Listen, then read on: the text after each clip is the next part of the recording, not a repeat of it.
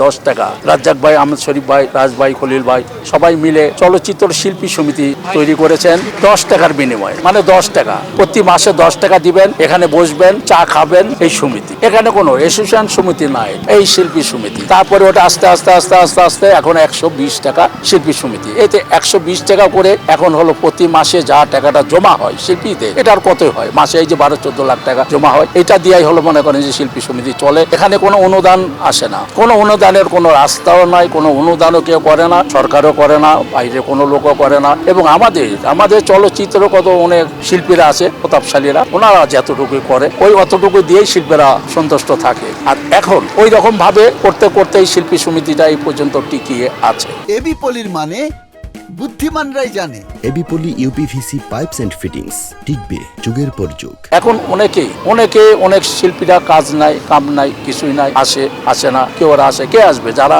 অসহায় তারা আসে কাজ করানোর জন্য আসে, না পাইলে সবার কাছে একটু 10-20 টাকা চেয়ে আবার গাড়ি ভাড়া নিয়ে চলে যায়। এইরকম ভাবে শিল্পী সমিতিটা আছে। এখন সেই শিল্পী সমিতির ইলেকশন, আর এই ইলেকশন এই জন্য বড়রা সবাই সরে গেছেন এই সময়। এখানে এখন সব আমাদের ছোট ভাইরা যারা আছেন, তারা হলো এখানে বন্ধু বান্ধব যারা আছেন, ছোট ভাই বন্ধু, এরা হলো শিল্পী সমিতির হাল ধরানোর জন্য এই ইলেকশনটা করতেছেন।